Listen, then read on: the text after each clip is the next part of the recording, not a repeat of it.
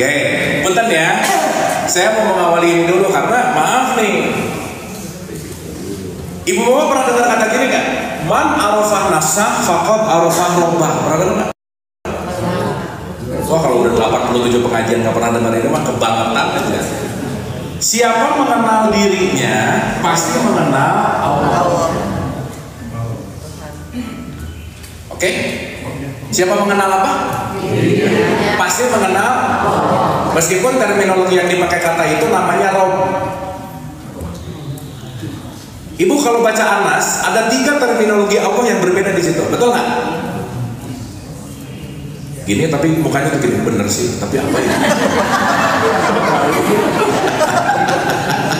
Apa ya? Kul ma'uzubiro Malik Ilah. Beda nggak? Tapi 3-tiganya berbicara tentang Allah, betul nggak? Jadi ada Allah sebagai Rob, ada Allah sebagai Malik, dan ada Allah sebagai Ilah. Makanya ada doa Allahumma, ada doa Robbana, betul nggak? Ini kalau orang nggak paham-paham amat, nggak tahu bedanya, pokoknya Allahumma, Robbana, Allahumma, Robbana, nggak ngerti isinya buat apa itu. Ya, padahal surat Anas sering dibaca nggak? Sering. Tapi ngerti-ngerti amat nggak? Yang penting ibu bapak jujur udah bagus.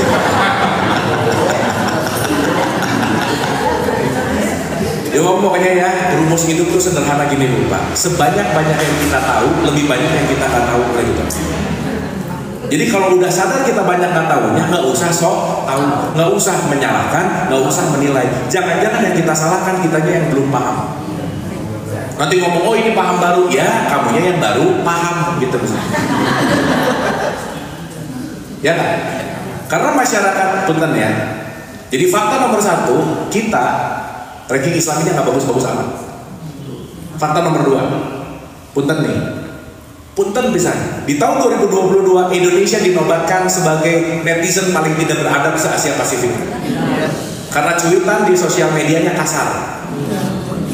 Yang paling banyak agamanya apa? Tingkat literasi kita tuh rendah banget Bu. Nggak dibaca forward. Nggak dibaca forward aja. Jadi WhatsApp grup tuh ramai sama hoax yang even nggak ngerti isinya apa, pokoknya iya aja. Abis itu terlalu percaya sama siapa yang ngomong. Akhirnya figur otoritas ini, pokoknya kalau kata dia bener aja. Padahal nggak dialamin gitu kira-kira. Sekarang saya tanya, ibu bapak Allah dekat apa jauh? Dekat atau dekat banget? Berarti akses ke Allah dekat nggak? Makanya ibu bapak jangan terlalu banyak ngambil informasi atau barang dari subagen. Orang distributor utamanya langsung kok. Ini yang sama subagen percaya lagi. Betul nggak? Makanya saya selalu mendisclaimer kemana-mana, ibu bapak nomor 1, sayanya nggak penting-penting amat, dan ibu bapak jangan percaya amat omongan saya.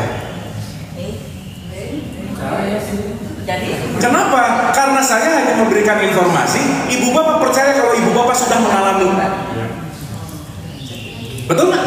Karena ini hanya forum berbagi informasi. Ibu bapak cuma lagi dikasih tahu gula itu manis, ibu bapak ngerasain manisnya dari sini, keluar jadi gula rasa manis. Oh iya, baru begitu ibu bapak ngerasain manis, di situ baru bisa bilang shadaqallahul azim. Betul nggak? Betul nggak? Sekarang habis lagi alif lam mim tilka ayatul kitab shadaqallahul azim. Apa tadi isinya? Wallahu a'lam bishawab.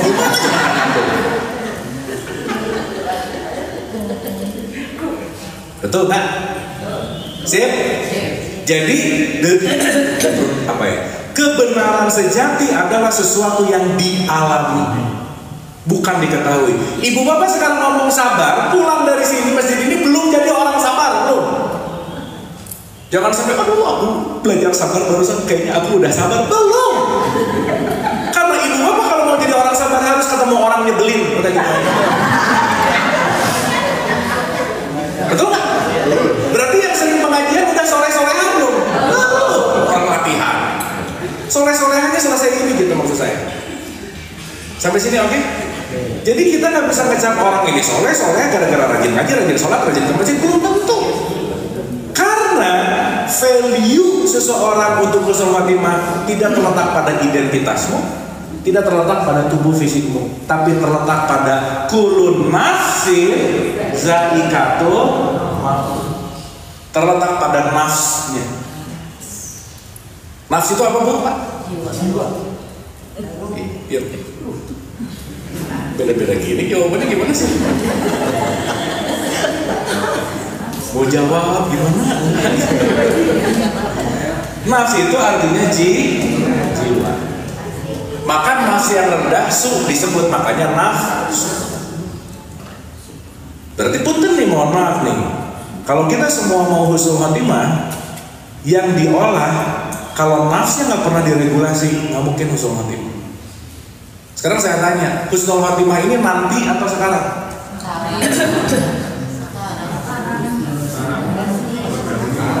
Gini, ibu bapak kalau sekarang nanam nanti berbuah nggak? Fokus ibu bapak buahnya atau nanamnya? Jadi jangan sampai pengen husnul khotimah tapi nggak ada yang ditanam bibit-bibit husnul khotimah gitu. Tiap hari pelit, tiap hari malah doa, ya Allah semoga husnul khotimah. Nggak mungkin lah. Nggak bisa. Husnul khotimah itu proses menanam, bukan random. Semoga husnul khotimah enggak, husnul khotimah random enggak. Apalagi pede kalau yang husnul khotimah hanya orang yang KTP-nya Islam.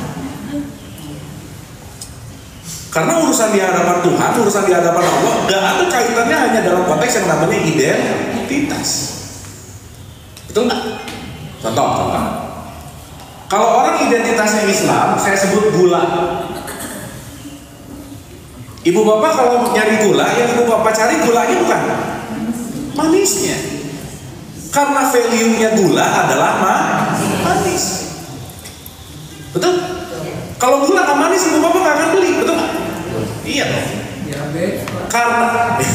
Karena manisnya ada pada gula, maka ibu bapak membeli gula. Jadi Islam itu gulanya atau manisnya? Manisnya. Jadi maaf ya, mau pakai baju putih-putih tapi nggak manis.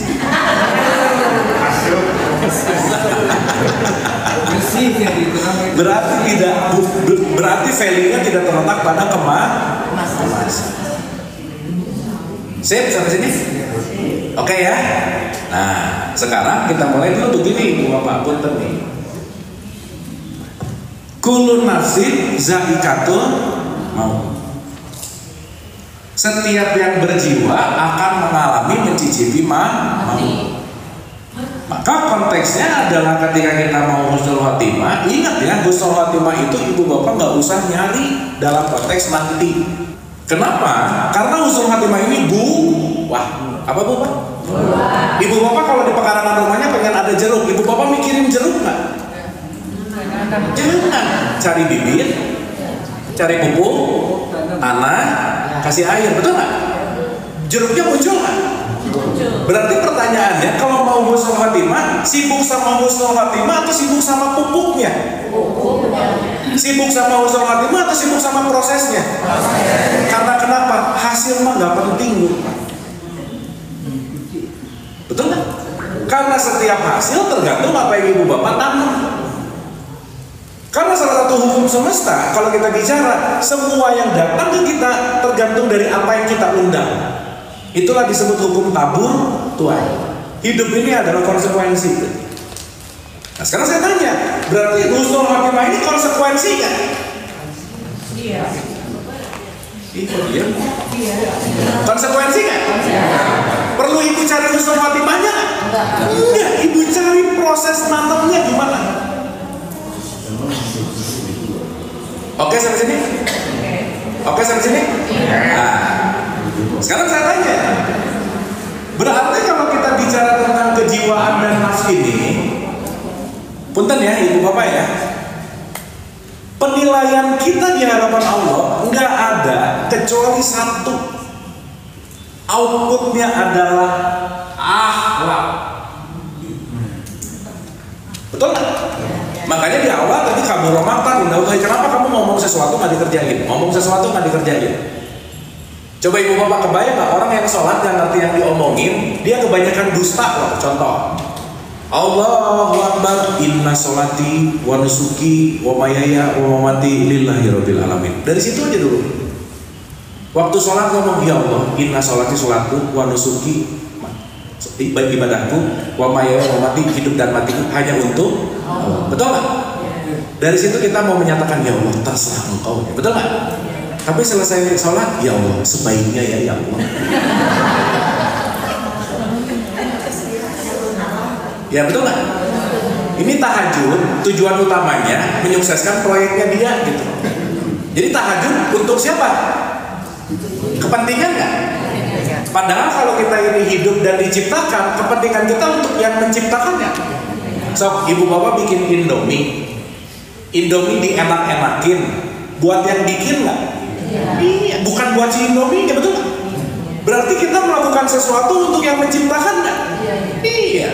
Waktu sholat iftitah, selesai sholat banyak ngatur Tuhan, gimana sih? Ya Allah sebaiknya ya, pokoknya harusnya gini deh ya Allah. Nanti tiba-tiba nggak kejadian, Allah sedang mengazab aku, gitu. Ibu bapak saya mau nanya, hidup ada ujian nggak? Yang menguji siapa? Mulai. Begini nih. Semua ujian datang dari konsekuensi perilaku. Giliran rada bagus sama ujian dari Allah. Giliran rada gak enak, Allah mengazab aku. Gimana sih gitu? Jangan-jangan juga nggak ngerti apa bedanya ujian, azab, cobaan dan seterusnya. Kenapa? Semuanya dalam konteks nomor 2, dogma dan doktrin aja. Ya, ibu maaf ya, kita tuh banyak second hand people, banyak ngomongin omongan orang, pemikiran orang, tapi diri sendiri nggak pernah speak up gitu. Gak pernah memiliki pola pikir, gak pernah memiliki sudut pandang, gak pernah memiliki pendapat. Dan kita memang didesain untuk takut itu gitu, supaya nurut mulu gitu. Yang bahaya, yang diturutinnya nggak beres, bahaya bukan? Makanya sekali lagi ibu bapak punten ya, sekali lagi kalau distributor utamanya dekat, jangan terlalu ngambil banyak barang di subagen, udah gitu aja. Quran ada, betul kan? Sip ya. Mau sampai kapan? Oh, aku mau nggak ngerti, aku mau nggak bisa gitu. Bukan nggak ngerti nggak bisa, nggak mau, udah gitu aja. Oke? Sip? Oke? Nah, sekarang pertanyaan berikutnya. Jadi, kalau kita bicara dalam konteks kullu nafsin za'iqatul maut, berarti kita penting dulu untuk mengenal siapa diriku gitu. Betul nggak? Bagian mana sih yang husnul khotimah? Part gimana untuk menanam? Karena pun kan mohon maaf, mau gimana pun kalau nggak kenal diri, nggak bisa husnul khotimah, nggak mungkin aja. Sip ya? Oke sampai sini? Berarti pertanyaannya yang membuat akhlak ini, kita bagi dua dulu nih. Ada kita sebagai jasad, ada kita sebagai jiwa. Ibu bapak bisa bedain jasad dan jiwa? Iya. Dia begini. Hah? Gini. Ibu bapak kita tahu ya, diri sejati kita itu jasad atau jiwa? Gini. Gini ya. Pelan-pelan ya. Itu 15 menit lagi ya udah. Gini. Ibu bapak kalau mau nonton TV ada hardware-nya nggak?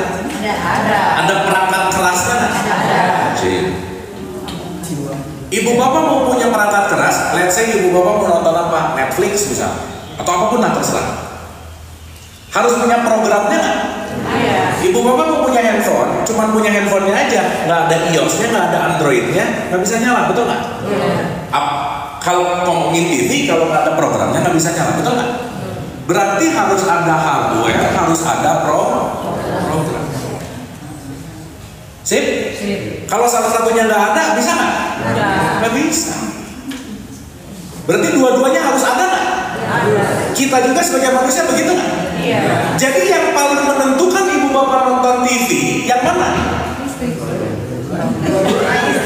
Bukan listrik dari belakang. Kalau nggak ada listrik, ibu bapak mau punya program, mau punya hardware, nyala nggak TV-nya? Listrik itu namanya ruh.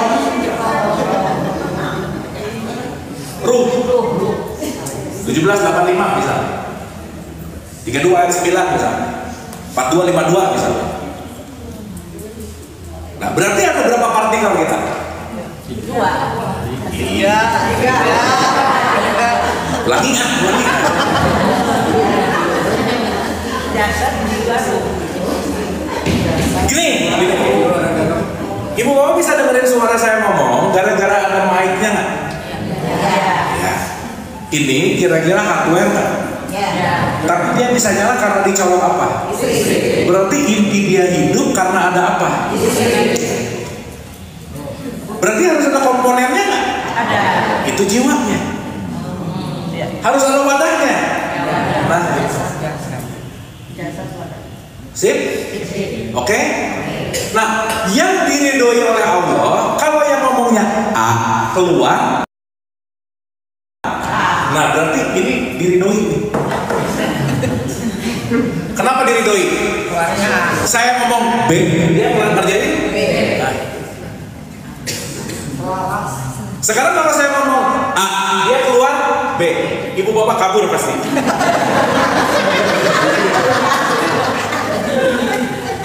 Betul nggak? Berarti pertanyaannya antara yang diucapkan di sini dan yang keluar di situ itu selaras. Itulah yang disebut husnul. Akhir yang baik datang dari awal yang baik. Dialah yang awal dan yang baik. Ibu bapak husnul khotimah jangan mikirin mati, jangan loh ya. Ibu bapak saya mau nanya, ibu bapak kalau dengar mati happy atau sedih? Oh ya udah tahu kelasnya lah. Nanti lagi kapan-kapan kita bahas itu ya. Ibu bapak mati pasti nggak? Terus ngapain menakutkan sesuatu yang pasti, betul nggak? Berarti ketakutan itu datang karena apa? Kekurangan pengetahuan. Melekat. Simpel aja, kalau orang masih takut mati berarti kemelekatannya masih tinggi, udah gitu aja. Ngebayangin matinya aja takut, apalagi pengen husnul. Ya Allah, aku takut mati, semoga husnul khotimah.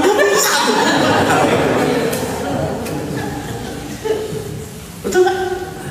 Dan intinya adalah kita sama-sama sadari betapa kita ini kekurangan pengetahuan dan pemahaman. Kenapa? Karena kita nggak pernah menggali diri sendiri karena kita sibuk menilai orang lain, udah gitu aja.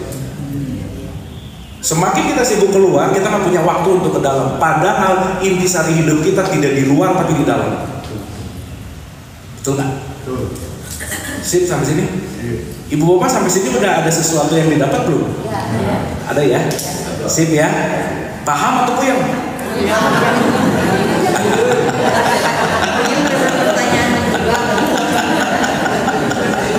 Iya kan supaya nggak ngantuk gitu. Kan pengajian ceramah dongeng gitu, pulang lupa gitu. Oke, ulang ya. Jadi ada jasa, ada jiwa, ada ruh. Ada berapa? 3. Tapi dalam satu kesatuan. Makanya kesatuan itu namanya ahad. Ahad itu bahasa kitanya disebut esa.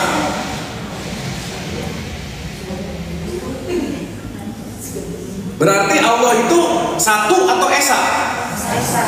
Tuhan yang Maha Esa atau Tuhan yang Maha Satu? Jadi kalau gitu ibu dan bapak orang apa manusia?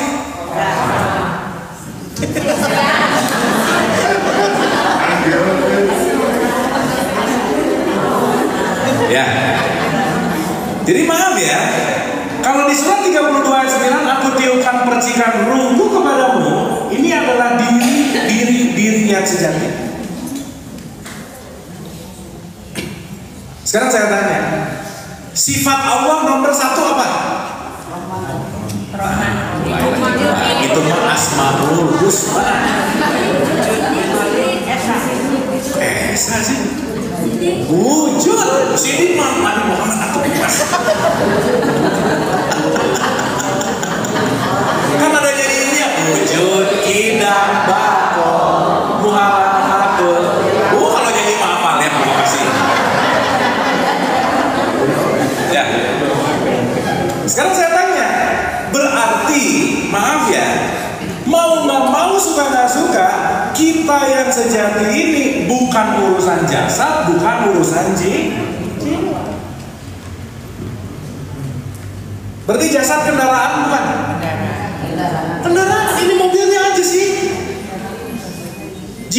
sistemnya. Penumpangnya namanya ruh.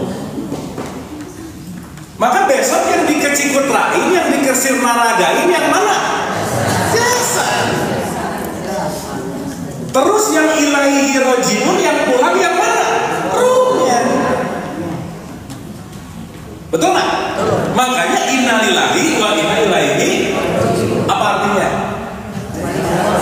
Kalau semua itu Allah mengatakan innalillahi, semua berasal dari Dia dan akan kembali. Makanya hidup pasti mati ya. Jadi tujuan hidup untuk apa?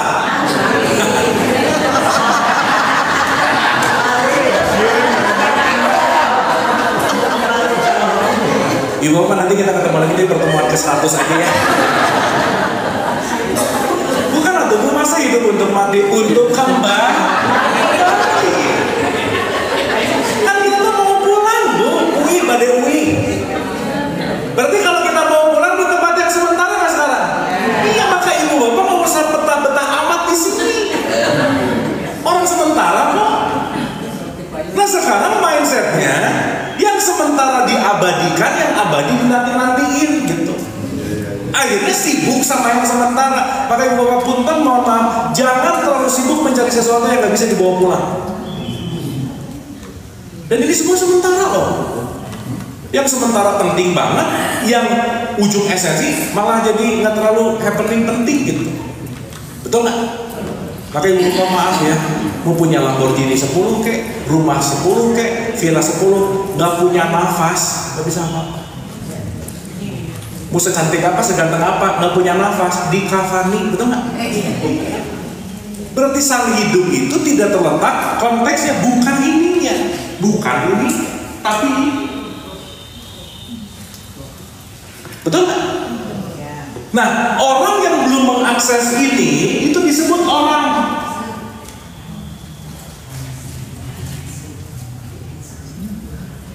Berarti orang itu hanyalah tubuh fisik, tapi belum memiliki sifat ilahiyah. Di mana sifat ilahiyah itu nomor 1 wujud, yang 2 dia memiliki value yang namanya kasih sayang. Betul? Jadi Allah itu rahmat rahim nggak? So Ibu Bapak buka surat 6 ayat 12, 6 ayat 54, surat 1 ayat 1. Itu semua mau bicara tentang aku adalah welas asih, aku adalah kasih sayang. Jadi kalau kita keluar dari kasih sayang, belum disebut manusia. Ibu Bapak kalau lagi marah berarti kasih sayangnya lagi ketutup nggak? Tertutup, bahasa Arabnya kafir. Berarti kalau lagi marah mengkafirkan kasih sayang kan? Iya. Tercover. Maka ibu-ibu ini khususnya pasti tahu di rumah pasti ada band kafir, ada tuh pasti. Ada nggak? Penutup kasur. Jadi sekarang saya tanya punten-punten ya, orang kafir itu urusannya di identitas bukan? Bukan. Ketika saya keluar dari kasih sayang, maka saya sedang tercover. Kalau tercover dari kasih sayang, namanya jadi orang. Kalau ada kasih sayang, namanya jadi manusia. Ibu Bapak maaf ya, Ibu Bapak mau sehebat apapun ibadah, tapi tidak menumbuhkan welas asih, cinta kasih, nggak akan husnul khotimah aja. Karena kunci utama dari semua adalah Bismillahirrahmanirrahim. Ini kan Bismillahirrahmanirrahim itu banyak yang basa-basi gitu Bu. Coba lagi sholat, Allahu Akbar, Bismillahirrahmanirrahim. Kan lagi Bismillah tuh ngomongnya gini nih, ya Allah, atas namamu ya. Kalau udah mengatasnamakan, aku nggak ada, akunya nggak penting lagi. Pokoknya semua hanya atas namamu yang maha welas asih, yang maha kasih. Selesai, I am nothing di sini. Betul kan? Makanya begitu Allahu Akbar, hanya Engkau yang besar, aku gak ada apa-apanya. Lagi sholat ngomong welas asih, beres sholat, nyuruh anaknya sholat, marah-marah, gimana? Asbun gak? Alhamdulillahirabbil alamin. Ya Allah, pokoknya segala puji milik Engkau ya Allah. Aku gak ada apa-apanya. Pokoknya pujian Engkau aja. Beres sholat sedekah orangnya ngomong terima kasih, nuhun genteng. Asbun nggak? Jadi ibu bapak sebenarnya lagi dalam kondisi apa sih sekarang?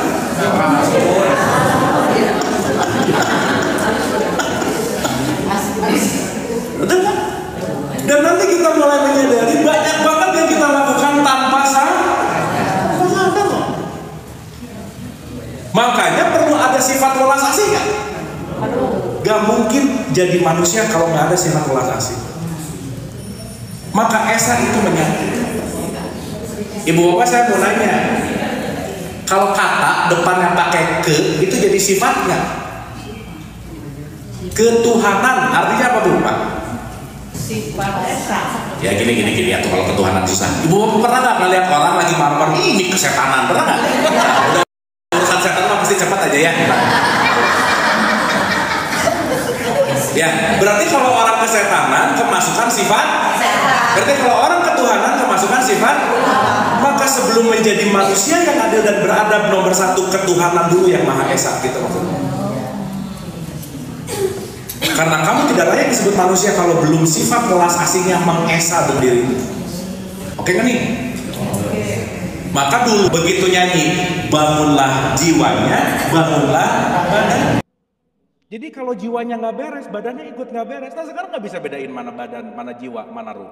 Jangan berharap kita akan husnul khotimah kalau tidak membawa banyak welas asih dalam kehidupan.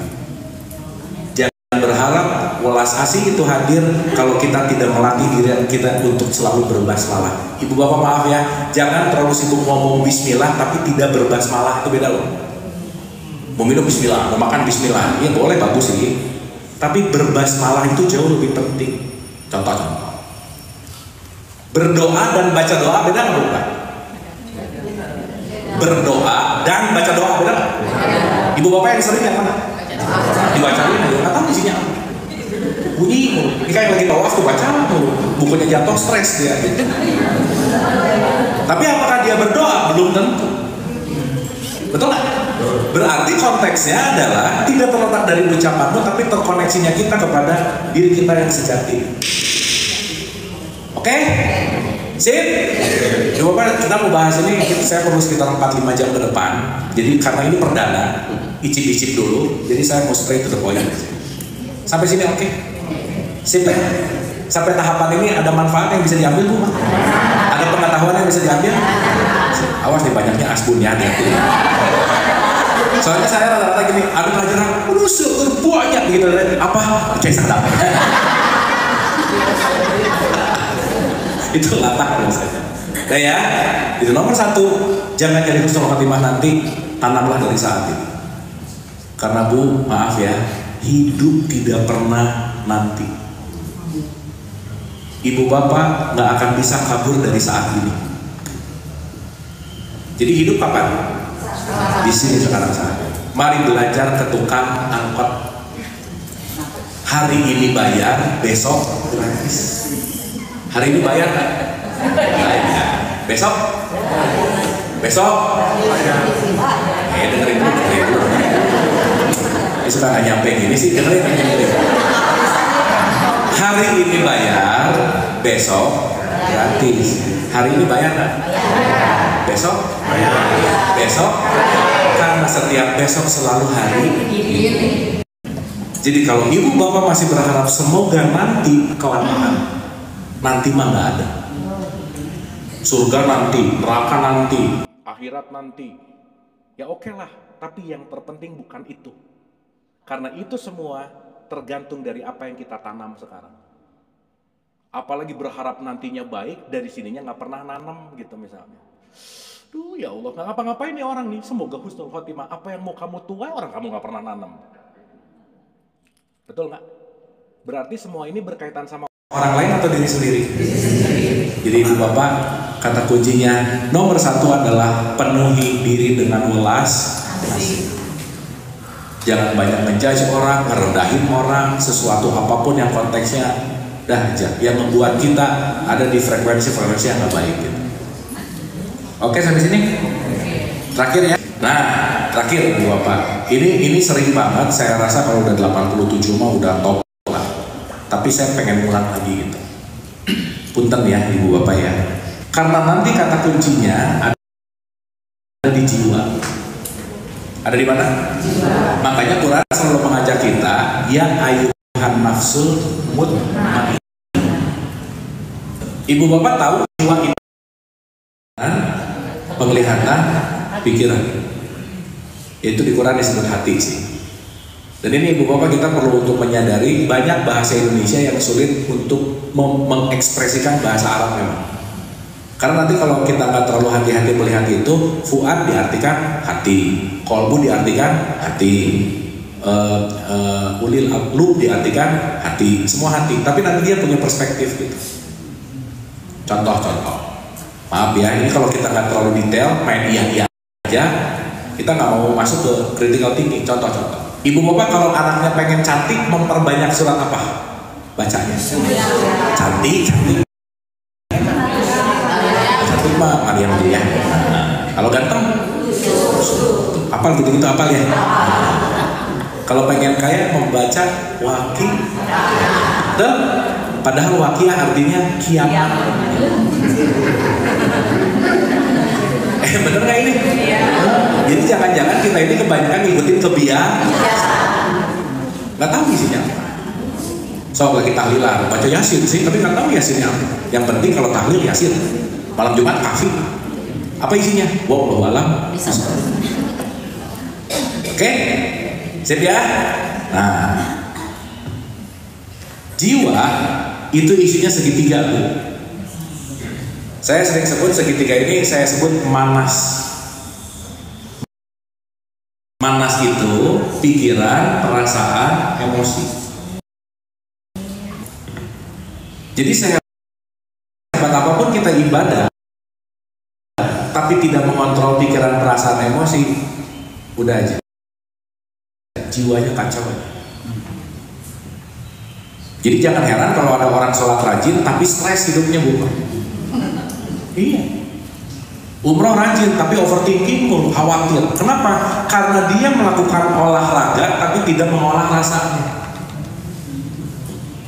Pengawasan sih setiap hari, tapi overthinking mulu, khawatir berlebih mulu, nggak tenang gitu hidupnya. Coba puntennya saya mungkin belum pernah survei di sini sih. Saya nanya dari 900 orang tadi, punten ya, ini fakta coba. 85% dari orang yang pernah saya tanya tentang sholat, jawaban mereka tentang sholat, mereka tidak mendapatkan kenyamanan waktu sholat. Karena kepaksa, karena nggak tahu isinya, ya udah aja. Maka sholat itu penting untuk sadar nggak? Ya. Nah, lawan kata sadar apa? Mabuk. Ibu Bapak tahu ciri-ciri orang yang sholatnya mabuk? Tahu ciri-cirinya? Ciri-ciri orang yang sholatnya mabuk, Allahu Akbar, rokaat 2, rokaat 3, itu pasti mabuk. Fix. Dia sholat tapi nggak khusyuk. Makanya sholatnya nggak ngaruh apa-apa gitu. Ngaruh sih lumayan. By the way. Senang ngerti-ngertinya sholat itu bagus. Kenapa begitu sholat ibu-ibu, bapak-bapak nggak ngomongin batur, udah gitu aja ya. Kan ngomong kayak Allah, tahu nggak? Seenggaknya lagi 5 menit ibu bapak nggak ngeposting hal buruk, nggak ngomongin orang lain, itu bagus lah, lumayan. Oke? Nah berarti nanti urusan pikiran, perasaan, emosi penting untuk kita pelajari nggak kira-kira? Karena ibu bapak maaf ya, ibu bapak mau rajin ibadah, tapi ibu bapak tidak memiliki kecerdasan emosi, ibu bapak nggak akan husnul khotimah, fix. Karena kenapa? Semua output akhlak tergantung dari emosi. Nah, oleh karena itu, berarti nanti kita ngerti kenapa sih Quran menggunakan terminologi. Gak ada. Orang yang paling mulia di surat 49 ayat 13, inna akramakum indallahi atqakum. Ibu bapak maaf ya, kalau orang beriman pasti takwa nggak? Mulai. Ulang lagi sekali lagi. Pasti. Yakin? Orang iman pasti? Dengerin. Jadi ibu bapak nanti ngerti bahwa ketika ibu pede juga harus hati-hati dengan pengetahuan gitu ya. Pede juga penting untuk ada knowledge. Contoh. Ya ayyuhalladzina amanu kutiba alaikumus siyam kama kutiba alal ladzina min qablikum la'alakum. Nah, yang ini mah benar sih. Ini baru benar. Hai orang-orang yang diwajibkan atas kamu sebagaimana orang-orang sebelum kamu. Lanjut. Agar kamu bertakwa. Ada kata apa di situ? Agar kamu. Kalau ada kata agar maksudnya apa? Jadi orang iman disuruh puasa supaya. Jadi orang iman pasti takwa nggak? Wah, ini pasti.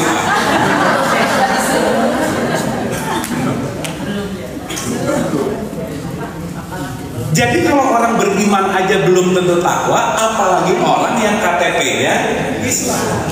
Apalagi askun. Jadi sekali lagi ibu bapak, yuk. Salah satu hal yang paling penting untuk membuat kita jiwanya terbebas adalah lepaskan diri dari belenggu ingin dihargai. Itu yang paling penting. Udah biasa aja lah. Jangan mentang-mentang KTP tertentu paling ngerasa. Belum tentu. Kenapa? Value orang tidak terletak pada KTP-nya. Oke, sampai sini. Karena Quran ngomong, inna akramakum indallahi atau yang paling mulia di hadapan kalian semua adalah orang yang paling takwa. Oh, ada. Yang paling mulia adalah orang yang haji. Yang paling mulia adalah orang yang rajin umroh. Nggak ada. Yang paling mulia adalah orang yang rajin tahajud, yang rajin puasa. Nggak ada. Semua adalah inna akramakum indallahi atqakum. Berarti takwa titik sampai bukan? Takwa tujuan bukan? Berarti kalau mau mencapai tujuan harus ada. Yang bahaya sekarang masih di jembatan ngerasa nyampe lagi. Ya, ngerasa paling udah nyampe gitu. Berarti penting untuk titik sampai ini kan? Penting. Makanya Quran kasih klasifikasi. Inna akramakum indallahi atqakum. Sekarang saya tanya, gak mungkin lah mau husnul khotimah kalau belum jadi orang takwa. Iman aja enggak, jangan-jangan. Bangga dengan KTP saya Islam. Habis gitu KTP-nya juga dikasih. Nyogok. Bapak mau milih agama? Enggak.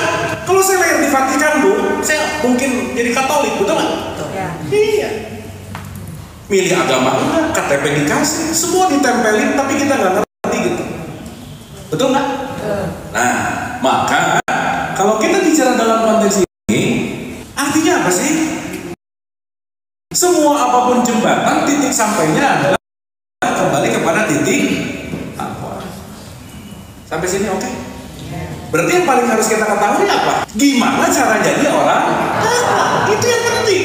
Makanya di awal-awal Quran Al-Baqarah 123 gimana isinya? Alif Lam Mim Zalikal kitabu la raiba fihi hudalil. Langsung ngomongin si takwa nggak? Iya. Jadi orang beriman pasti takwa nggak? Awas coba pasti lagi nih. Belum tentu. By the way, beriman Pak, orang yang beriman tuh yang gimana sih? Beriman nomor satu dia punya pengetahuan, yang kedua punya kesadaran. Dua. Karena percaya tanpa pengetahuan, ya udah aja sih gitu. Percaya aja, tapi nggak ada knowledge. Karena nanti puncak kepercayaan ketika kita mengalami itu. Makanya level paling rendah disebut ilmun yakin.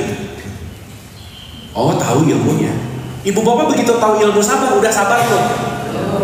Baru ainul yakin. Oh gini, lihat. Puncaknya disebut hakul. Jadi kalau baru tahu, jangan ngerasa paling hakul yakin gitu. Karena nanti puncaknya adalah mengalami gitu. Ya itu baru beriman. Ya, ibu bapak saya tuh biasa kalau ngobrol gini tuh pakai silabus tuh. Dan ngomongin husnul khotimah itu biasanya dibahas di pertemuan ke-9 masalahnya. Jadi harus ngerti dulu manas, harus ngerti dulu ini. Tapi hari ini karena requestnya di sini, makanya kita muter-muternya agak lumayan gitu kira-kira. Tapi oke lah ya. Tapi semua intinya nanti ujung-ujungnya cuma kesini aja. Dah. Sip? Oke? 3 menit lagi boleh? Oke. Ini udah.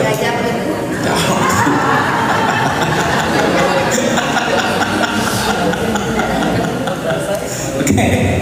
Satu ya. Satu nih. Mau siapapun kalau nggak punya kesadaran ini repot aja. Jadi ibu bapak pun husnul khotimah nanti atau sekarang. Jangan nunggu nanti lah. Ketika ibu bapak lagi tenang, damai, bahagia, itu ibu bapak lagi husnul khotimah. Dan jangan nunggu nanti untuk bahagia. Apalagi nyimpen remote control bahagia kita di pasangan, di anak, di orang lain. Aku tuh happy kalau kamu, ya kelamaan atau pret, bener. Duh, kita tuh baru pertama ketemu Bu, jadi saya rada basa-basi dulu sedikit ya. Supaya kita nanti bisa nyantu itu. Kan nggak enak ngomong pret mulu kan nggak enak ya. Nomor 1 Bu. Kalau kita mengacu ke Ali Imran 133, 135, 3, 133, 135, ada satu poin sederhana. Ibu dan Bapak kita datang ke sini minta atau terpilih? Terpilih. Ya. Berarti datang ke sini kita terpilih, kesempatan datang ke sini, kesempatan kita datang besar atau kecil? Mulai ini. Lu itu mau udahan atau Bu, Pak ya, jangan mulai lagi atau ah. Gini. Saya ibu dan bapak datang ke sini, ada castingnya nggak? Gini bahasanya gini, ada audisi nggak? Ada. Audisi kita itu 1 berbanding 300 juta. Kita ini menang dari 300 juta peserta. Buktinya ayah kita spermanya 300 juta isinya, betul nggak? Yang jadi cuma 1. Betul nggak? Berarti kita ini produk dari 1 berbanding 300 juta. Berarti kita ini pemenang dari 300 juta untuk dikasih anugerah yang namanya hidup. Udah dapat anugerah besar, hidup, ngeluh mulu gitu. Padahal yang nggak hidup jauh lebih banyak dan mereka ingin hidup. Ini yang udah hidup, ngeluh mulu hidupnya. Betul nggak? Jadi kesempatan kita datang ke sini besar atau kecil? Ya gimana ibu bapak aja lah, terserah lah pokoknya lah ya. Mau besar mau kecil terserah lah. Kecil banget. Berarti betapa besarnya nggak keberuntungan kita? Iya, gede banget loh. Tapi banyak orang yang tidak menyadari keberuntungan hidupnya. Kenapa? Karena tidak bisa mengontrol manasnya. Ngelihat tetangga mobil baru, julid. Ini tetangga nggak kerja, mobilnya baru, gimana uangnya dari mana ya? Pusing aja gitu loh Bu, Pak. Betul nggak? Ngelihat tetangga rumputnya lebih hijau, nyinyir. Makanya rumput tetangga selalu lebih hijau. Tapi nggak pernah ngecek tagihan airnya, pasti lebih banyak. Kenapa? Pasti pakai airnya lebih banyak, betul nggak? Misalkan. Sip ya? Jadi intisarinya ibu bapak, tidak ada husnul khotimah di luar yang ada di dalam. Jadi nggak usah sibuk keluar, tapi ke dalam. Nah, berdasarkan itu, berarti kalau kita datang ke sini adalah dipilih dan kesempatannya kecil banget. Jadi kita semua tamu nggak di sini? Tamu. Yang namanya tamu nggak pernah punya hak milik. Laras enggak? Berarti kalau nggak pernah punya hak milik, aneh banget kalau ada orang dikit-dikit aku kehilangan. Kehilangan apa sih? Memiliki aja enggak? Berarti yang paling bahaya adalah merasa memiliki. Dah. Ibu bapak punten, mohon maaf kalau merasa memiliki kita masih gede, jauh-jauh dari husnul khotimah. Berarti perasaan memiliki yang besar akan membuat kita apa? Menggenggam.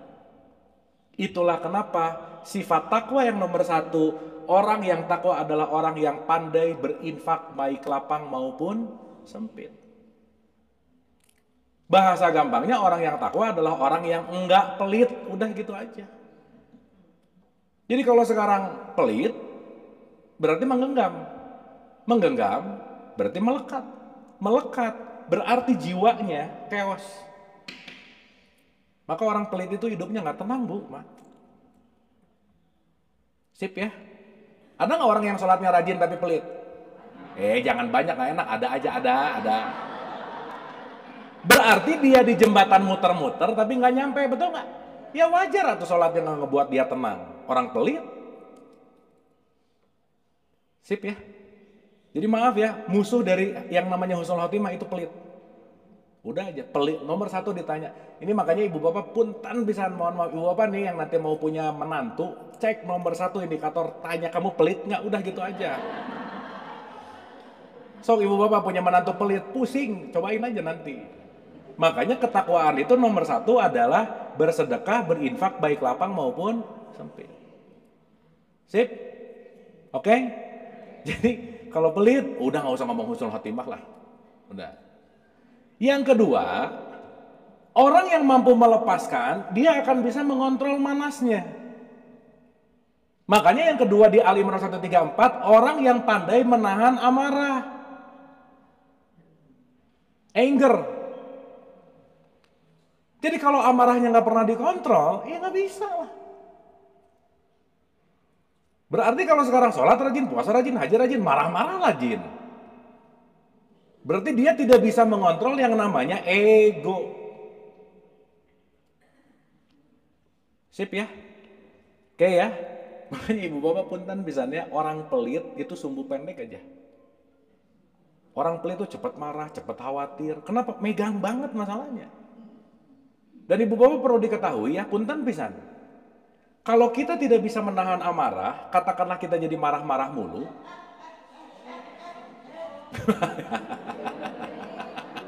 Si ibu kirain teh ada apa, Bu? Ya, coba keluar dulu. Pus, keluar ya. Iya, nih kucing. Bentar ya. Ini ada kucing nih, koceng.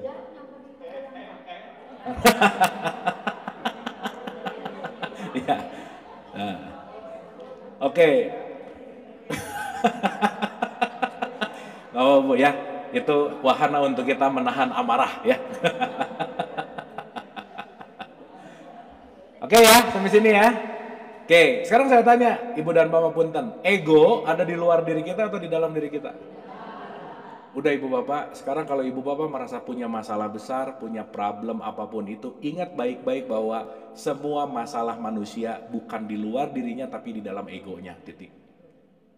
Jadi begitu kita kesal, bukan dia yang bikin kesal, egonya aku yang sedang ada warning. Oke? Ibu Bapak kalau ketemu orang nyebelin sakit hati nggak? Sakit hatinya sebenarnya udah ada nggak? Udah ada, dia cuma mencet tombol pemicu. Kalau orang lain bikin kita marah, yang bodoh kita yang marah. Kenapa? Dia yang mencet, kita yang bereaksi. Betul nggak? Makanya 4 penyakit hati, Ibu Bapak, hati-hati nih. 1 pertama pasti iri dulu. Benci dulu. Baru iri. Nah, stadium 3 namanya dengki. Udah pastilah dibahas. Tahu dengki ya? Senang melihat orang susah, susah melihat orang senang. Udah gitu aja. Yang paling nomor 4 namanya dendam. Wah, udah aja. Udah aja. Orang yang paling bodoh adalah orang yang dendam. Kenapa? Tiap hari makan racun yang berharap mati orang lain. Yang didendaminnya mah liburan, tasnya baru. Yang ini pusing aja gitu. Ya. Bodoh orang dendam, Bu, Pak. Sip? Berarti ego ada di luar atau ada di dalam?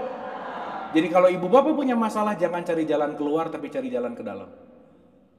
Karena problemnya di sini. Karena di sini dia akan memproyeksikan nanti keluar. Oke? Dan nomor 3 yang paling penting adalah pandai memaafkan kesalahan orang lain. Udah, kalau ibu bapak maafkan masih hese, udah nggak usah ngomong husnul khotimah lah. Kejauhan gitu. Ya, kata kuncinya adalah memaafkan. Jadi kalau kita nggak punya skill memaafkan, kita tidak pernah bisa membuat manas kita, jiwa kita siap untuk husnul khotimah. Oke? Sip? Paham ya? Insya Allah. Kesimpulan. Kita simpulkan. 1. Kita tahu bahwa kita punya level. Ibu bapak jangan betah di level ini. Jangan betah hanya di level hatam terus. Jangan betah hanya di level fikih terus gitu. Coba pelan-pelan belajar filsafat, pelan-pelan belajar tasawuf, pelan-pelan belajar hakikat. Kenapa? Karena esensial Islam tidak terletak hanya dalam konteks yang namanya hukum. Itu satu. Jadi puncaknya adalah bagaimana kita menjadi manusia yang sadar. Nah, berkesadaran inilah yang akan membuat kita menjadi manusia melepaskan keorangan kita. Orang itu identitas. Jadi kalau kita masih menuhankan identitas, kita akan sulit untuk masuk ke dalam hasil yang baik. Kenapa? Karena awalnya kita ruh, akhirnya juga kita ruh. Awalnya tidak ada kemelekatan, husnul khotimah adalah akhir tanpa melekat. Dan kapan akhir? Bu, ngomong-ngomong, waktu akhir kita kapan sih? Dengerin dulu pertanyaannya, main nggak tahu aja. Dengerin dulu. Kalau hidup kapan? Kok bangun tidur? Ini sekarang lagi hidup nggak? Saya ngomong waktu. Waktu udah masa lampau. 1 detik yang lalu udah jadi memori. Besok nggak ada. Jadi hidup kapan? Jadi kalau hidup sekarang, akhirnya pun kapan? Dialah yang awal, dialah yang kapan? Di mana? Saat. Jadi husnul khotimahnya kapan? Lumayan pintar, hatur nuhun.